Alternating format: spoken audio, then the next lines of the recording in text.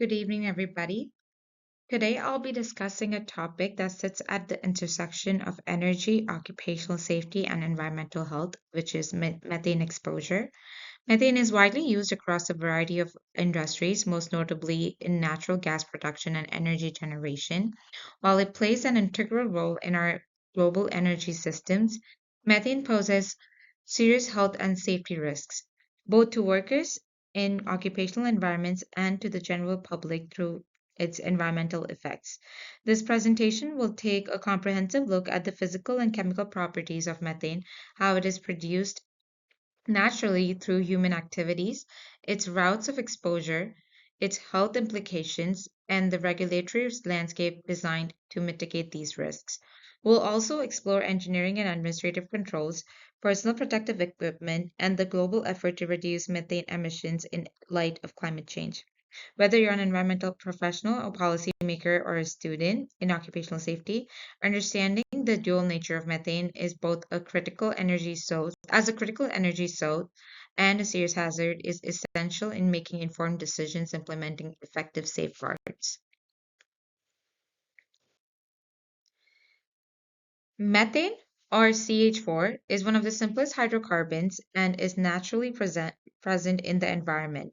It consists of one carbon atom bonded of four hydrogen atoms, making it the primary component of natural gas. Methane is used extensively across various industries, especially in residential and commercial heating, electricity generation, and as a feedstock in the production of hydrogen, ammonia, and methanol. Its utility in modern industries stems from its abundance and energy efficiency. However, what makes methane particularly challenging to manage is its physical invisibility. It is a colorless, odorless, and tasteless chemical. These characteristics mean that in its natural state, methane is difficult to detect without specialized monitoring equipment, thereby increasing the risk of undetected leaks in occupational settings. This stilt-like behavior also complicates environmental monitoring. Methane is also highly flammable and can form explosive mixtures with air in confined and poorly ventilated environments. On the environmental front, methane is a potent greenhouse gas. Over a 100 period, it is 28 to 36 times more effective in trapping heat in the atmosphere than carbon dioxide. As such, any discussion of methane must weigh its industrial advantages against the severe risk it poses to human health and global climate.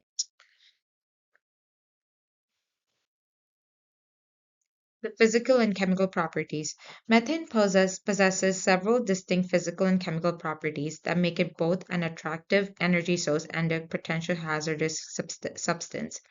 Chemically, it has a molecular formula of CH4 and a molecular weight of 16.04 grams per molecule, making it the simplest alkane.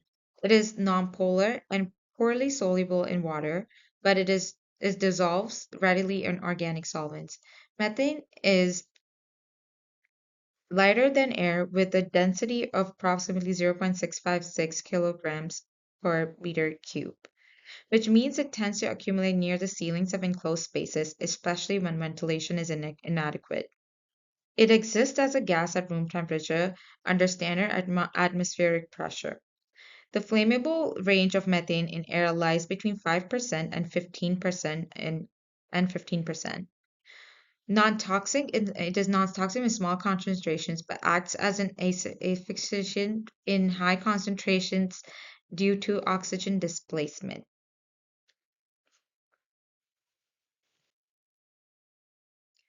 Methane possesses a significant hazard that fall into two main categories: occupational safety risk and environmental health threats.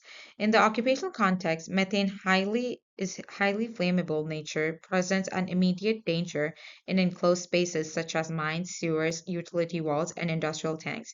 Concentration between 5% to 15% in air are explosive, and even a small spark can ignite a fire or trigger an explosion. The lack of odor in pure methane makes it difficult to detect without monitoring equipment, which further elevates risk. Moreover, because it's lighter than air, methane accumulates near ceilings in confined areas. potentially forming flammable clouds above working spaces, as it can displace oxygen and lead to dizziness, confusion, unconsciousness, or death, particularly when ventilation is compromised. On the environmental front, methane's global warming potential is approximately 28 to 36 times greater than the carbon dioxide over a 100-year period. It traps more heat per molecule, contributes disproportionately to climate change. Its emissions drive changes in weather patterns, leading to more frequent and severe heat waves, storms, and droughts.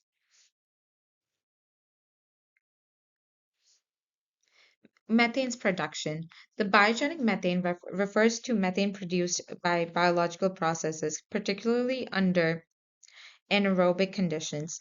It is generated primarily in microorganisms known as methanogenic archaea, which are commonly found in wetlands, rice paddies, and the digestive systems of ruminant animals, such as cows and goats and sheep. In wetlands, decaying organic matter is broken down by these microbes, resulting in the release of methane into the atmosphere. Landfills also emit methane due to decomposition of organic waste in anaerobic conditions. The enteric fermentation from livestock contributes to 120 million tons of methane annually. Methane production and thermogenic and pyrogenic. Methane consists of three ways of production: thermogenic and pyrogenic. Formed deep underground by the breakdown of organic material under heat and pressure. It's extracted during oil and gas operations and with emissions occurring with well lands and pipelines. Pyrogenic methane generated from incomplete combustion of biomass or fossil fuels and common in wildfires and industrial combustion. The emerging sources of methane. Climate change is accelerating release from permafrost thawing in polar regions. Methane clathrates, frozen or methane in ocean sediments, destabilize with rising temperatures. These sources present a positive feedback loop, exacerbating global warming, and monitoring and mitigation of these natural reservoirs are critical to climate policies. Ways where in this slide we discuss ways that methane can be formed. So there are two types of ways: hydrogenotrophic methanogenesis, which has the chemical reaction as you can see on the screen, which relies mostly on hydrogen donors, and acetoclastic methanogenesis, which involves acetate breakdown and forms into methane and a byproduct of carbon dioxide. Methanogenic activity is regulated by several factors such as pH, temperature, and substrate concentrations. These pathways are essentials in wetlands and ruminant digestion. Methane is non-toxic but acts as a asphyxiant at displacing oxygen.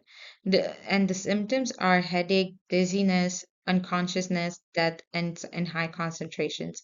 The secondary impact of methane from ozone formation linked to asthma, other respiratory illnesses, etc. Methane itself doesn't bind or react chemically in the body but impairs oxygen and availability.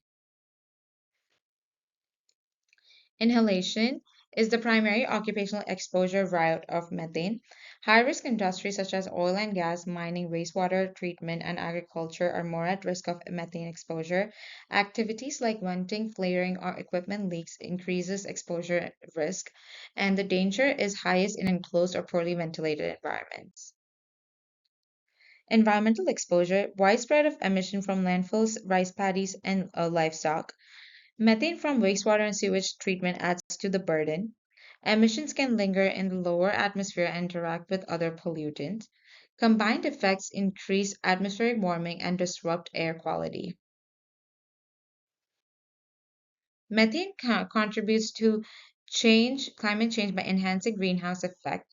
Increasing the ambient temperature exacerbates heat stress and cardiovascular issues, and it facilitates vector-borne diseases by altering habitats for ticks and mosquitoes, disrupts agriculture productivity, leading to food insecurity and malnutrition.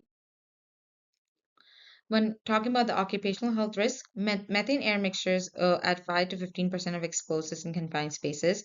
Accidents result in poor ventilations, faulty equipment, or lack of monitoring. Historical incidents in coal mines and oil rigs highlight the catastrophic potential of methane gas exposure. Detection systems and emergency preparedness are essential when it comes to reducing the risk of methane exposure. When it comes to regulatory oversight, no PEL set for methane as it's not directly toxic.